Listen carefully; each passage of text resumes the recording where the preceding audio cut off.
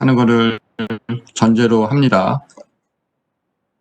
아직 조를 선정하지 않은 인원들이 있으니까 좀 더 서로 확인을 하세요. 동료들끼리.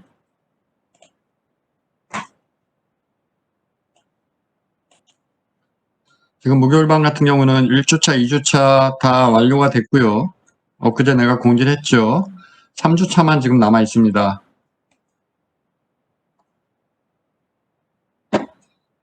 예, 남은 학생들끼리 조를 잘 짜보도록 하세요.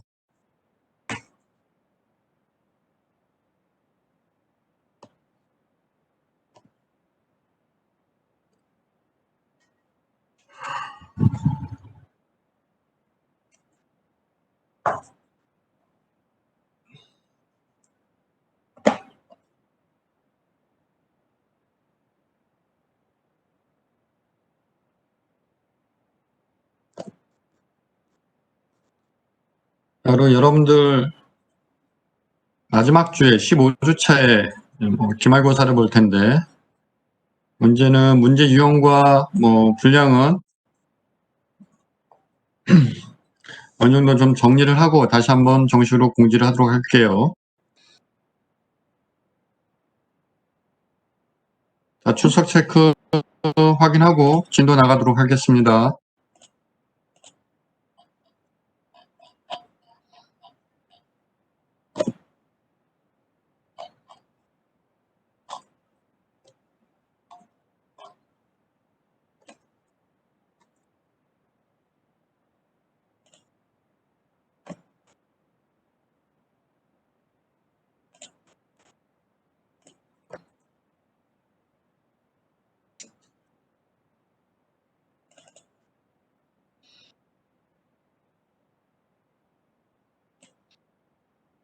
네, 발표는 비대면으로 하고요.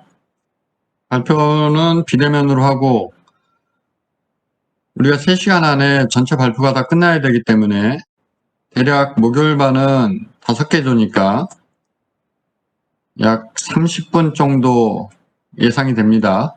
그러니까 발표 시간이 30분이 아니라 내가 크리틱을 해야 되는 시간이 필요하니까 이렇게 생각하시면 좋겠어요, 여러분들. 시간은 내가 정확히 다시 한번 공지를 할 텐데 5개 조가 3시간 안에 다 끝나야 된다라고 생각을 하면 됩니다. 이해되죠? 이소미 학생.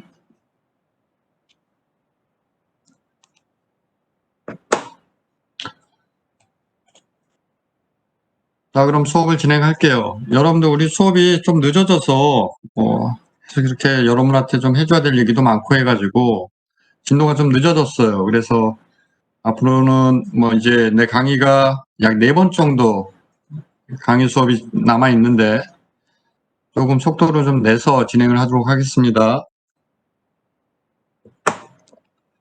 자, 지난 시간에 우리가 도시의 속성에 대해서 살펴봤는데요.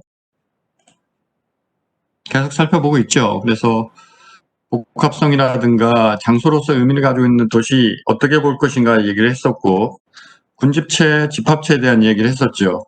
도시라는 속성 자체가 실질적으로 어떤 하나의 원인에 의해서 결과가 나타나는 게 아니라 여러 가지 요소들과 영향 요인들이 복합적으로 이루어지는 것이고, 때로는 그 결과가 예기치 않은 내용들로 연관될 수 있다라는 이야기, 군집체, 집합체 얘기를 하면서 지난 시간에 했던 걸로 기억을 합니다.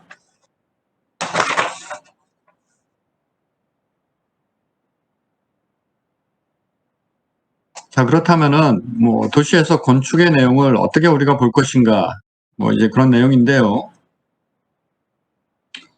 건축은 오랫동안 오랜 세월에 걸쳐서 도시 형성에 부분적 혹은 상당한 역할을 해왔다라고 얘기하고 있습니다. 보통 이제 건축이 구조화되면서 시공 과정을 거치면서 주로 이제 역할을 하게 되는 거죠.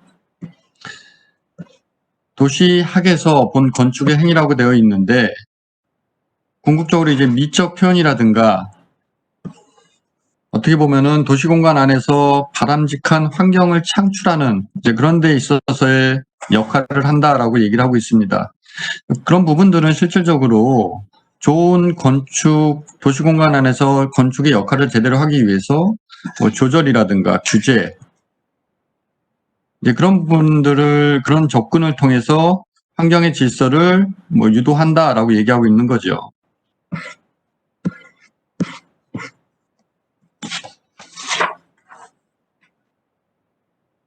자, 도시와 건축의 상호 연관관계에 대해서 쭉 설명을 좀 해볼게요.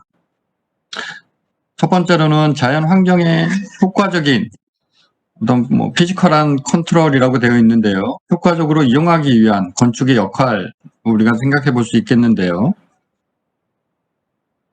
건축과 도시는 자연을 바탕으로 해서 형성된다.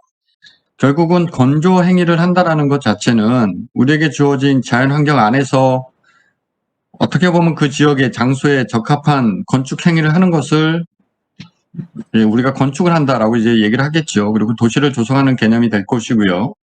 그런 개념들이 결국 또 한편으로는 사회적인 환경에 영향을 받는다라고 얘기를 하는 거예요. 사회공간 안에서 보면은 사람에 따라서 지위, 신분, 계층, 뭐 여러 가지 집단들이 이제 역할 관계가 있을 것이고, 또 때로는 제도적이고 관습적인 표현들이 도시공간 안에서 녹아들기도 할 거예요. 그런 부분들에 대한 역할을 얘기하는 것이고요. 또 한편으로는 기능적인 부분들 빼놓을 수 없을 겁니다. 건축을 한다는 것 자체가 그 건축 행위에 따라서 필요로 하는 공간과 또 때론 형태 같은 것들이 이제 주어질 것이기 때문에 기능에 부합하는 공간을 만들어내는 것을 사실은 지금 얘기를 하고 있는 거예요. 또 한편으로는 뭐 지역에 따라서는 문화의 상징성이라든가 구체성을 건축에 담아내는 것을 이제 이론적인 얘기에서 다루고 있는 거죠. 우리가 이제 이론에 대한 이야기를 이번 시간에 지금 계속 다루고 있는데요. 제가 전제로 얘기를 한 내용이 있죠. 그러니까 이론과 실제 설계를 하는 과정에서 우리가 좀 이해를 잘 해야 되는 부분들. 때에 따라서는 이론에 너무 이렇게 몰입이 되다 보면은 실제로 이제 설계 과정에서는 그냥 좀 어려움을 겪는 경우들이 좀 있어요. 그래서 이제 그런 것들이 결국에는 경험을 통해서 우리가 좀 이렇게 보완을 해 나가야 되는 그런 부분이라고 얘기할 수 있겠고요. 지금 계획과 계획 아니라는 얘기를 하고 있는데, 계획이라는 개념은 우리가 이제 플래닝 한다. 보통 이제 여기 보면은 계획안을 생산해내는 과정이라고 되어 있지요. 그래서 실제 계획을 실행하는 과정에 대한 부분들이 이제 플래닝 개념으로 볼 수 있겠고요. 계획안, 플랜이라는 개념 자체는 의사결정을 포함하는 내용, 결국 이제 문서화된 행위의 지침 같은 것들을 플래닝과 구분돼서 플랜이라고 우리가 얘기를 한다라고 설명을 할 수 있겠습니다. 자, 도시계획과 도시설계의 차이점은 내가 누누이 얘기를 했죠. 기본적으로 2차원적인 작업의 개념의 도시계획과 3차원적인 작업의 개념의 도시설계를 우리가 좀 구분할 수 있어야 되고, 그 시작점은 본연의 이제 도시계획에서 시작이 됐던 내용이 건축이 복잡화되고 사회가 다양한 양상으로 발전할수록 건축들이 상당히 다양한 유형과 형태로 발전을 하고 있고, 그런 것들을 컨트롤하기 위한 개념에서 도시계획이 한계를 가지고 있고, 그걸 보완하기 위해서 도시설계 영역이 나타나게 됐다라는 이야기. 그 절차에 대한 것들, 그 특징과 차이는 여러분들이 좀 이해를 하고 있어야 됩니다.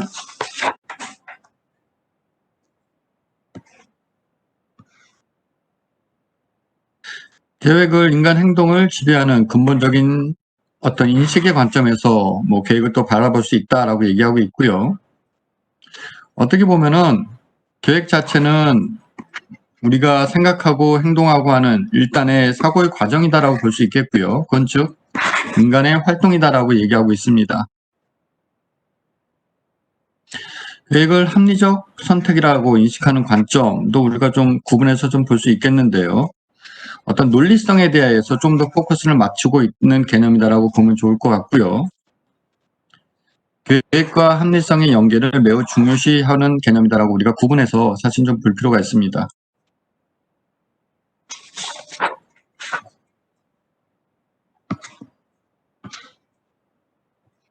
또 한편으로는 계획을 한다는 것 자체가 미래에 대한 통제 개념으로 인식하는 경우도 있다라고 얘기를 할 수 있겠는데요. 실행을 전제로 하지 않는 계획은 없다라는 말도 우리가 이렇게 뭐 통상적으로 이렇게 쓰긴 합니다. 어떻게 보면은 이제 그 내용 자체가 미래의 통제 수단으로서의 계획을 바라보는 관점이다라고 우리가 볼 수 있겠고요. 또 한편으로는 계획을 문제 해결의 특별한 유형이라고 인식하는 관점이다라고 또 구분지어서 볼 수도 있겠어요.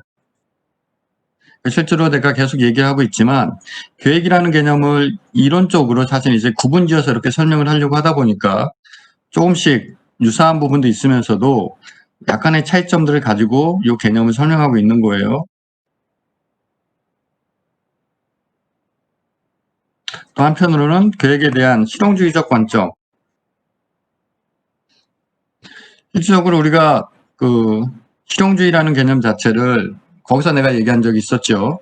영국의 도시계획과 프랑스의 도시계획의 차이점을 이야기하면서 영국에서 사실 전통적으로 지역적으로 나타나는 특성이라고 볼 수도 있겠는데요.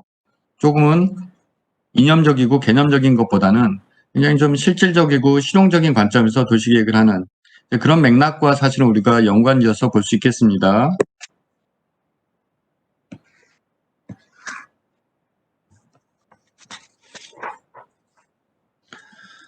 자, 계획을 전문 영역으로 우리가 이제 과정, 활동, 원칙, 기준, 사회적 판단, 공공정책으로 인식한다라고 얘기하고 있고요. 네, 계획의 개념에 있어서 계획은 예상되는 의사결정의 과정이다라고 지금 설명하고 있습니다. 계획을 한다는 것 자체를 이제 그런 목적으로 우리가 볼 수 있다는 거예요. 미래의 바람직한 목표를 달성하기 위해서 최선의 방법을 선택하고 이제 수행하여 가는 과정이라고 보면 좋겠고요. 띄어쓰기가 잘 안 돼 있네요. 계획의 주요 특징을 지금 구분지어서 설명하고 있는데요. 한 8가지 정도로 지금 구분지어서 얘기하고 있습니다. 미래지향적이고 공공정책의 형성 과정이 있고 목표 달성을 위한 합리적인 행동 과정. 지금 계속 여러분하고 얘기했던 내용들을 쭉 정리를 해놓은 거예요.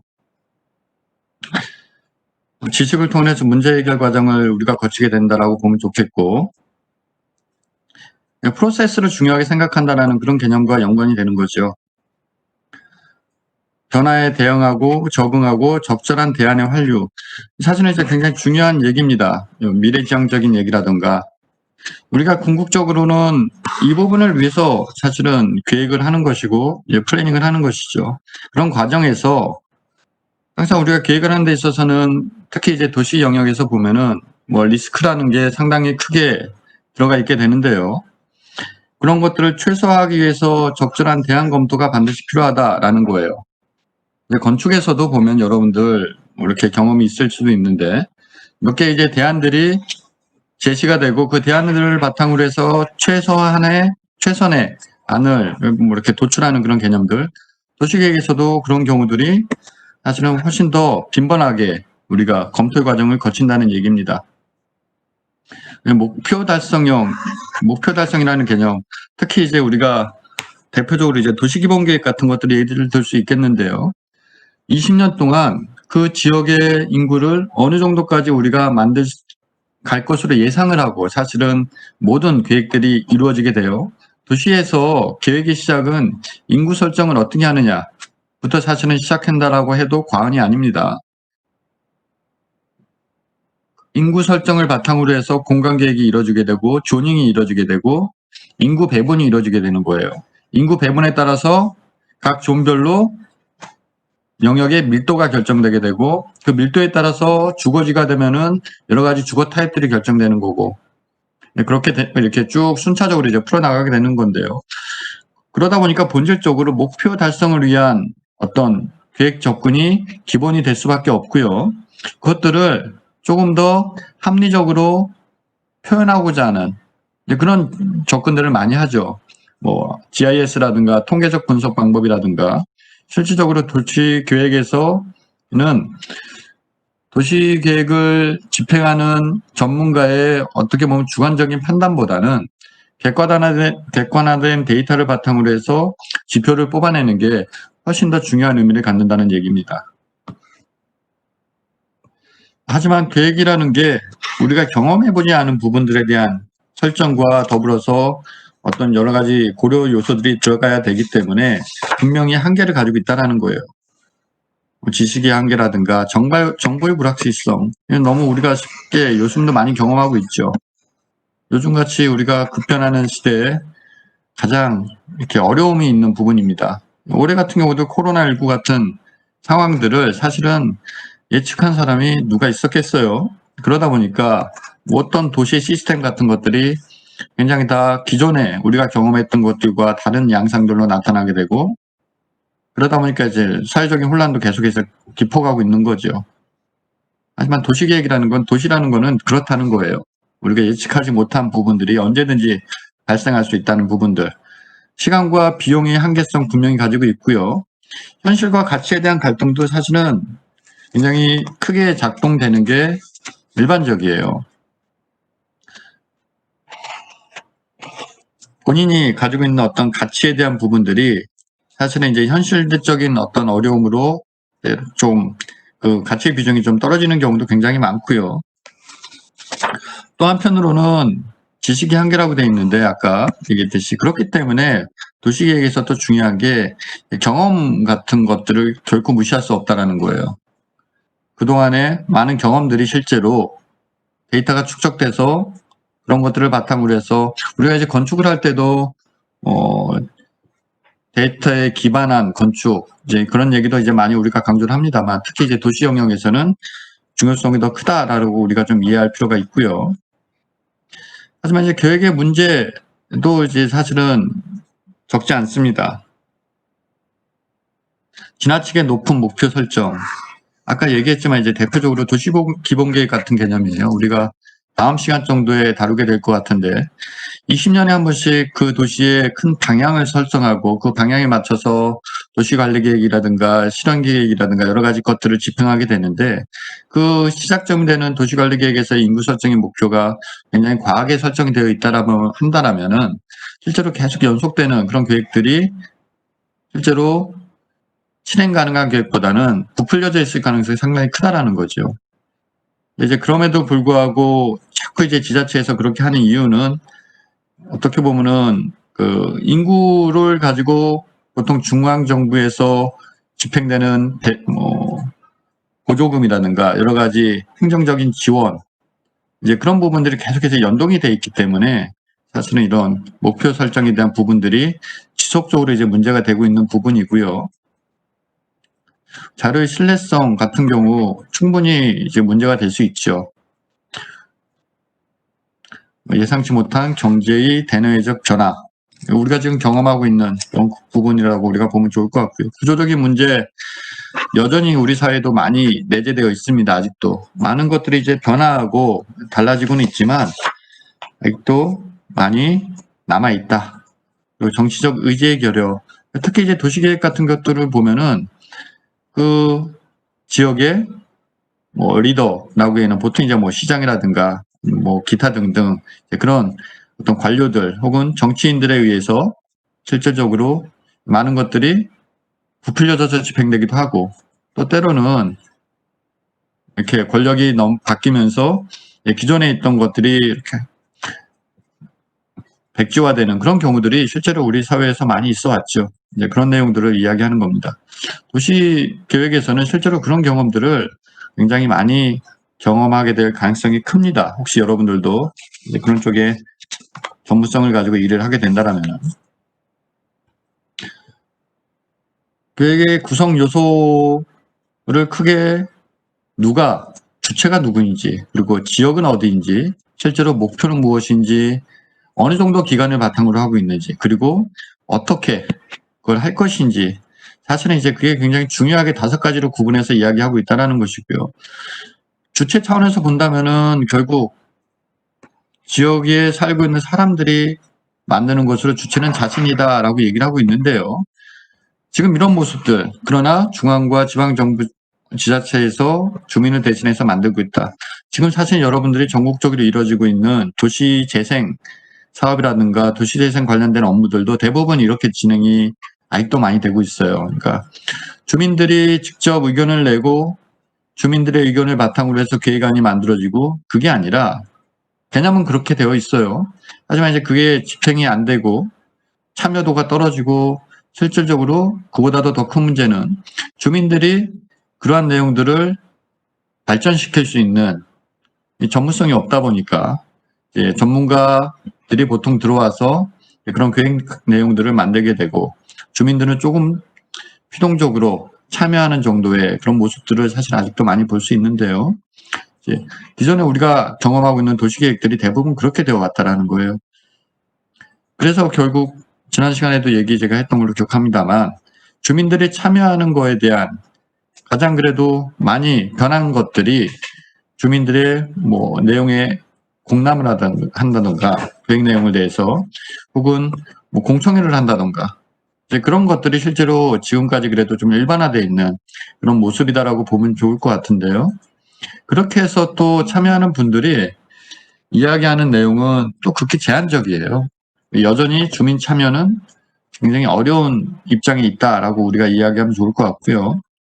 계획 지역에 대한 부분들, 도시계획은 실질적으로 기본적으로 인구를 기반으로 한다라고 얘기했는데, 그 인구 기반에 대한 거는 일정한 영역에 바탕을 두고 있어요. 자치구 혹은 자치시, 그런 식으로, 혹은 동, 그런 식으로 인구를 기반으로 하고 그 인구가 거주하고 있는 지역 범위를 기반으로 한다라고 우리가 이해하면 좋겠어요. 계획 목표, 계획 기간, 굉장히 좀 중요한 얘기들을 계속 하고 있는 거고요. 그러니까 목표에 따라서 장기 계획이라고 하는 도시기본계획, 대표적으로 20년 단위로 하는 것이라든가, 도시관리계획 5년 단위로 하는, 그냥 보통 일반적으로 우리가 얘기하는 마스터 플랜이라든가 실행계획 같은 경우 1년 단위로 하는 장기, 중기, 단기 계획에 따라서 목표가 다 다르고요. 그 목표를 바탕으로 해서 세부적인 계획들이 실행이 된다는 얘기입니다. 그리고 계획의 범위와 내용에 따라서 그 기간들은 달라질 수 있다라는 얘기를 하고 있는 거고요. 계획 수법과 수단에 대한 이야기를 조금 하면은,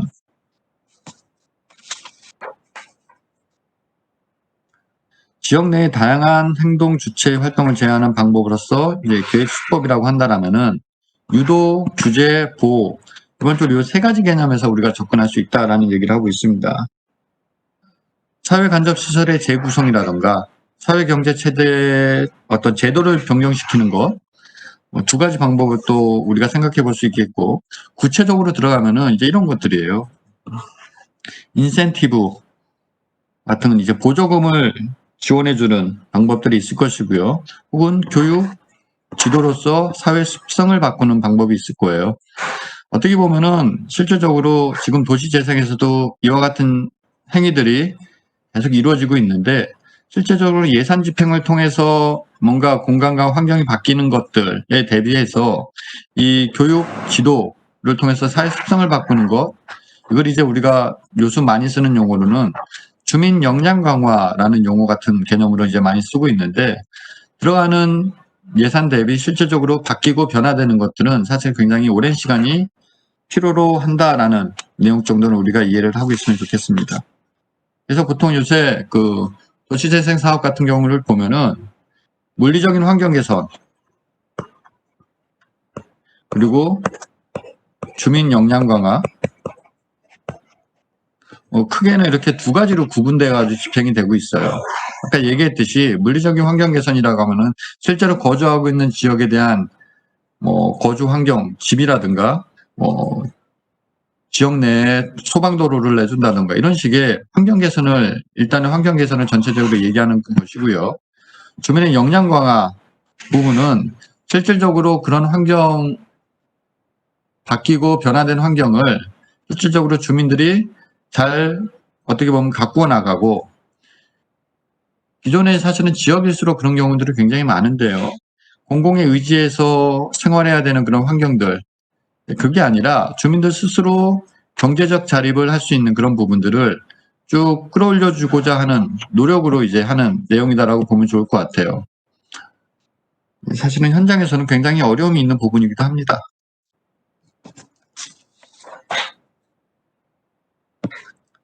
자, 도시계획의 단계에 대해서 살펴볼게요.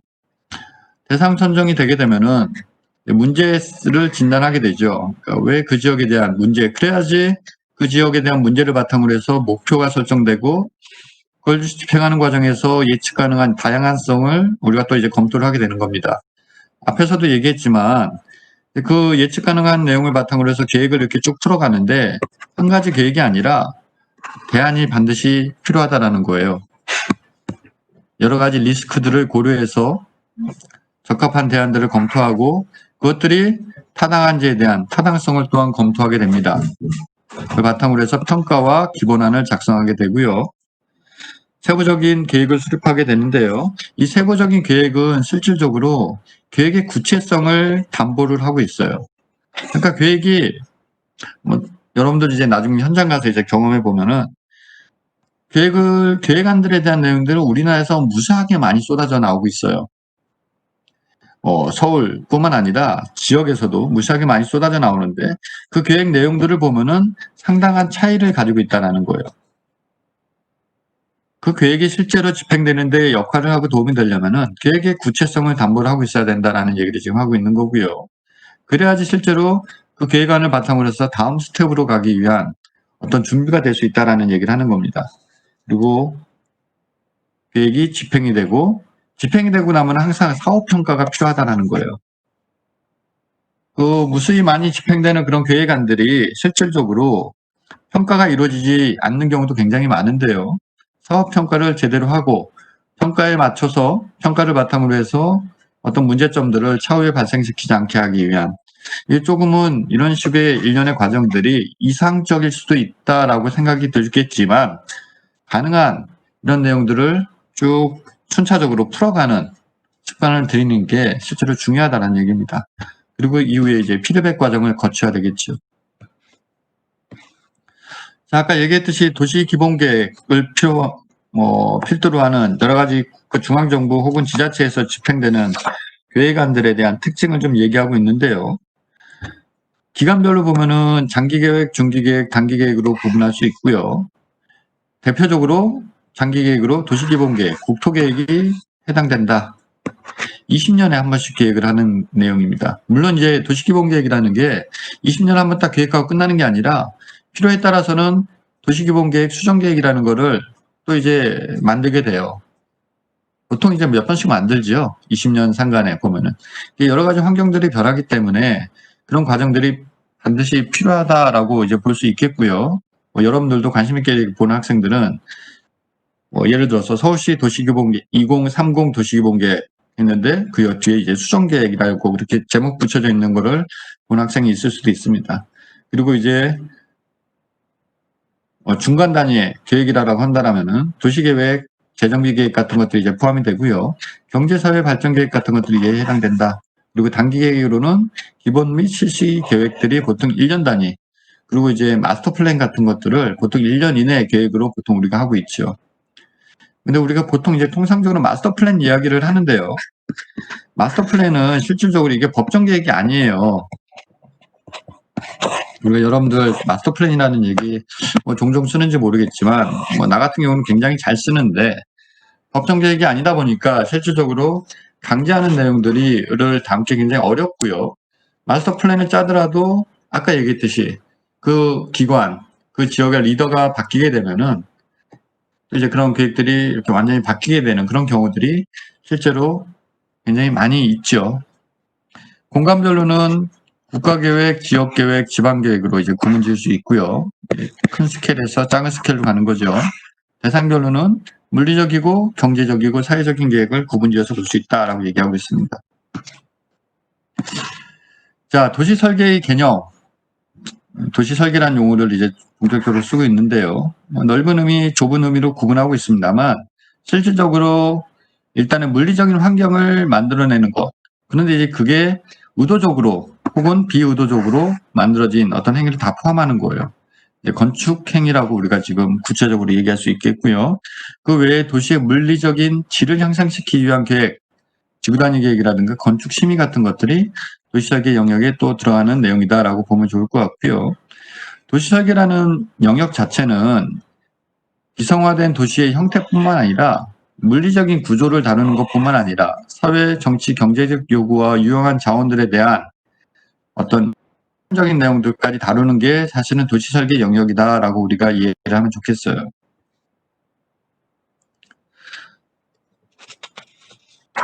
앞서 얘기했듯이 도시설계라는 게 가로, 가구, 광장, 주변 공간, 역세권 뭐 이런 내용뿐만 아니라 이 외에도 사회적이고 문화적이고 경제적인 가치를 담는 개념으로 우리가 이해를 할 필요가 있다. 도시설계에 관심 한 경관이 아니라 한 장소의 경관이 아닌 지역사회의 안정과 그 장소가 어떻게 작동되는지에 대한 관심, 그리고 성호 관계에 대한 부분들까지도 우리가 바라보는 게 사실 이제 도시설계 영역에서 바라보는 관점이다라고 보면 좋을 것 같아요. 관계와 과정에 대한 중요성을 우리가 좀 생각해 볼 필요가 있겠고요. 환경설계의 분야로서의 도시설계를 얘기하고 있는데요. 결국은 도시설계도 환경설계의 하나의 일환이다라고 보면 좋을 것 같고요. 도시설계 개념 정립의 전통적인 전문 분야뿐만 아니라 이를 포함한 미처 관심을 갖지 못했던 부분까지도 사실은 이제 도시설계에서 다루어지는 게 지금 우리의 모습인 거고, 그리고 실제로 건축과 도시에서 그동안 다뤄지지 않았던 도시재생 영역에서 보면은 건축과 도시에서 행했던 일단의 그런 과정들과 역할들 플러스 직접 주민들과 소통하고 관계 맺는 과정, 그거는 사실 어떻게 보면은 그동안에 우리 사회에서 경험했던 것보다는 사회복지라든가 조금은 좀 다른 영역에서 쭉 해왔던 역할들이 건축과 도시 영역에서 많이 이루어지고 있는 게 또 요즘의 모습이기도 해요. 그러니까 어떻게 보면은 이런 경우가 있어요. 그러니까 제가 지역에서 조금 노후된 지역에 새털마을 사업 총괄 코디를 하면서 쭉 풀어가고 사업을 풀어가고 진행했던 과정들을 사회복지학과 교수가 보시면서 저런 역할들은 우리가 다 했던 역할들인데 이제 도시 건축에서도 하시는군요 라는 이야기를 한다라는 거죠. 그런 것들처럼 도시 건축, 특히 이제 도시 설계 영역에서 다루고 있는 부분들은 이렇게 직접 주민들과 관계되는 부분들, 그리고 그분들의 여러 가지 것들을 케어해 줄 수 있는 부분들까지도 사실은 포함하고 있다라는 거예요. 우리가 이성적으로, 논리적으로, 이론적으로 도시 계획과 건축의 중간 과정이다라고 도시 설계를 내가 설명도 했죠. 물리적으로 보면은 그렇게 설명하면 가장 적절해요. 하지만 그 내용 외에도 도시 설계 영역에서 할 수 있는 부분들이 사실은 적지 않다라는 내용을 우리가 좀 이해하면 좋을 것 같고요. 그리고 또 중요한 게 뭐냐면은 사회복지라든가 이제 그런 부분들의 전문성을 가지고 계신 분들보다 우리가 또 중요하게 장점을 가지고 있는 거는 도시재생 영역에서도 우리는 실제로 공간 베이스로 모든 것들을 생각하고 고민하고 접근을 합니다. 하지만 이제 그 외에 전문가분들은 그렇지를 못한 경우들이 많아요. 그렇기 때문에 우리가 가질 수 있는 장점들이 상당히 많다라고 저는 이제 평소에 생각을 하고요. 여러분도 이제 그런 생각도 한 번 정도는 해볼 필요가 있다라고 보여집니다. 제도 차원에서 이제 도시설계를 이제 바라보게 된다라면은 공공개입이 필요하고, 또 한편으로는 개별적 건축 행위를 도시 전체의 목적에 맞도록 유도한다. 이게 어떻게 보면은 도시 설계라는 것 자체가 규제하고 강제한다라기보다는 용어가 여러분들 한번 생각을 잘 해야 돼요. 그러니까 규제하고 강제한다. 우리가 뭐 건축법, 법이나 제도라는 것 자체가 통상적으로 규제하고 강제한다라고 얘기를 하지만 도시 설계를 이렇게 생각해 보면은 실질적으로 공개공제만 놓고 보더라도 여러분들 내가 가지고 있는 땅 앞에 전면에 그 전면의 공간에 땅을 공공에 이렇게 내줬을 때 그 땅 주인은 그 건물에 신축하는 건물에 용적률 인센티브를 받게 되죠. 그 인센티브 같은 개념이 결국은 조금 더 좋은 도시 환경으로 가기 위한 어떻게 보면은 규제나 강제하는 게 아니라 유도한다라는 개념으로 보면 되게 좋을 것 같아요. 네, 그런 부분들이 실제로 도시설계에서 이루어지고 있는 여러 행위들과 내용들이 조금 더 좋은 도시 환경을 만들기 위한 유도 차원의 접근으로 우리가 보면 좋을 것 같다는 생각을 하게 됩니다. 그 부분을 우리가 좀 인지했으면 좋겠고요. 도시설계 접근 방식, 그래서 뭐 의도적, 비의도적으로 우리가 구분하고 있습니다만 주민들의 필요에 따라 부분적으로 조성하여 도시가 자연 발생적으로 이루어진 것들은 사실은 우리가 비의도적인 관점에서 만들어진 개념이다라고 우리가 볼 수 있겠고요. 반면에 여러 전문가들에 의해서 여러 가지 것들을 예측하고 검증을 통해서 계획안을 만들어내게 되고 그게 이제 실천되는 과정에서 이루어지는 것들은 실제로 의도적인 도시 설계적인 접근이다라고 우리가 얘기할 수 있겠죠. 대표적으로 전체의 배치 또는 물리적인 형태와 토지 이용에 대한 측면에서 위계를 갖고 접근하게 되는 것들, 그런 것들, 특히 각 분야의 전문가들이 이렇게 들어와서 본인의 전문성을 가지고 계획안들을 만들어가는 것, 그런 것들은 이제 실제로 의도적인 어떤 도시설계 개념이라고 보면 좋을 것 같고요. 쉽게 구분하려면은 비의도적인 도시설계 대표적인 공간이라고 본다면 여러분들 중세 유럽의 여러 도시들을 보면 좋을 것 같고요. 그리고 의도적인 도시설계, 신도시 같은 공간들을 보면은 대표적으로 우리가 생각해 볼 수 있는 부분입니다. 일반적으로 도시 설계를 목적으로 하는 부분이 있다라는 거예요. 바람직한 도시 환경을 창출하고 계속해서 여러분하고 했던 얘기들의 반복적인 분위기가 좀 많이 느껴지지요. 특성 도시의 유지와 발전을 위해서 필요하다. 이런 것들을 하기 위해서는 목표 설정이 반드시 필요하다.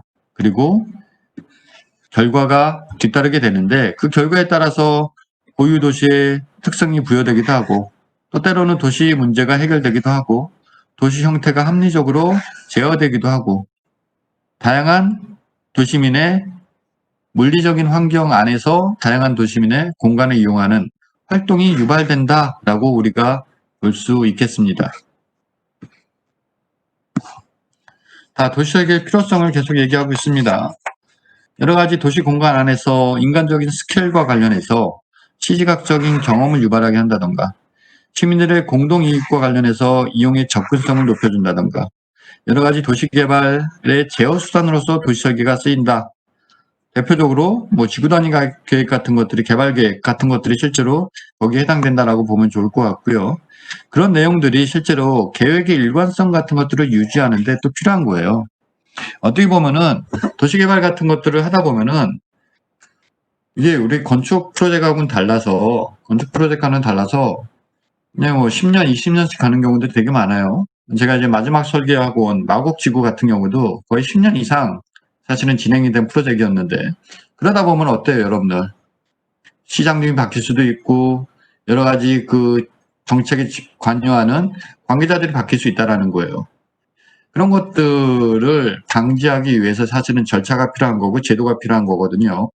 일단의 제도, 절차적인 제도를 지나가게 되면은 거기까지는 인정을 어떤 식으로는 받는 거죠. 그리고 그 다음 스텝으로 갈 수 있는 구조. 그래서 실제로 도시계획에서는 그 절차를 수행하는 게 굉장히 중요합니다. 때로는 절차 수행하는 거를 놓쳐가지고 개발 계획을 하는데 1년씩 늦어지는 경우도 사실 굉장히 많아요. 그렇게 되면은 실제로 그 개발 계획을 관리하고 집행하는 총괄 PM 같은 경우는 사실은 굉장히 힘들어지는 경우들도 많죠. 지구 특성을 표출하는 수단으로서 도시설계도 필요하다. 결국은 그 공간을 이용하는 이용자들의 편안함과 애착, 자부심을 주기 위한 그런 행동으로 보면 좋을 것 같고요. 공공성을 가진 도시 하드웨어와 소프트웨어의 연결 개념, 정체성, 지속 가능성 너무 중요하죠. 그 시대상을 담아내는 것들 그냥 좀 중요할 거고 앞으로는 또 그래요. 지금 코로나19 이후에 포스트 코로나 시대는 어떨 것이냐, 도시공간이 우리가 사는 굉장히 많은 논의들이 있고 전문가들이 많은 예측들을 하고 있습니다. 굉장히 많은 것들이 변화할 거예요. 그동안 우리가 사실은 절대적인 어떤 도시계획의 개념이라고 얘기했던 도시기본계획을 바탕으로 하는 어떤 시스템도 굉장히 많이 바뀔 수밖에 없는 구조고요. 그리고 사람들의 관계에 대한 해석도 굉장히 변할 것이라고 예측이 됩니다. 그런 일단의 어떤 패러다임을 변화에 따라서 그런 것들에 적절하게 대응하는 그런 역할도 좀 중요하다라는 얘기를 하고 있는 겁니다.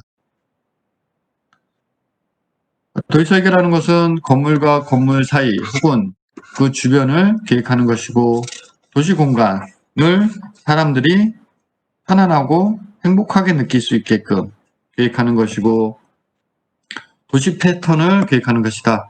도시 패턴은 주로 도로망을 우리가 대표적인 예로 들 수 있겠죠. 직접적으로 토지라는 것과 관계되는 것들, 도로, 가로, 혹은 가로, 블록, 필지, 건축에 대한 그런 부분들을 모두 포함하는 것이다 라고 보면 좋을 것 같습니다. 경관에 대한 얘기 사실은 굉장히 중요하고요. 도시의 아름다움을 얘기하는 것들.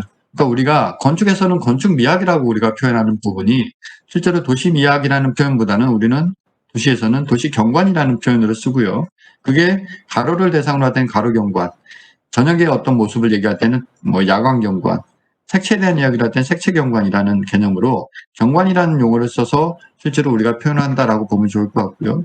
건축물에 대한 부분, 아무리 강조해도 지나치지 않는 그런 부분이죠. 그리고 그 안에서 일어나게 되는 어떤 인간들의 활동, 상호작용, 이게 같이 중요하게 논의돼야 된다라는 얘기입니다.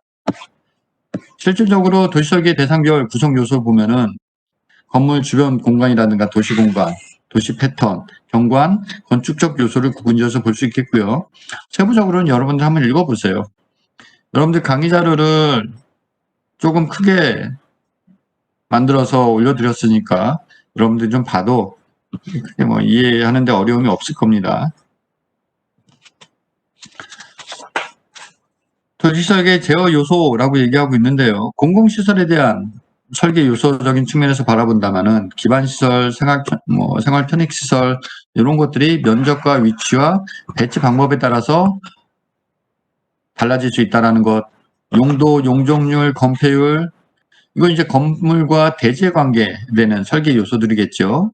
의장적인 요소, 간판, 주차장 같은 것들, 그리고 토지 용도, 토지 이용에 대한 내용으로는 이 토지가 어떤 건축물들을 혹은 어떤 용도의 건축물을 담을 수 있는 용도인지 그런 것들이 우리가 색깔로 다 구분해서 토지이용 계획을 짜고 있죠. 그런 것들이 용도뿐만 아니라 비율 같은 것들이 토지이용 계획에 사실 다 남긴다는 얘기를 하고 있는 겁니다. 자, 도시계획 이론에 대한 얘기 여기서부터는 10분만 쉬었다가 계속 보도록 할게요. 잠시 쉬어갈게요.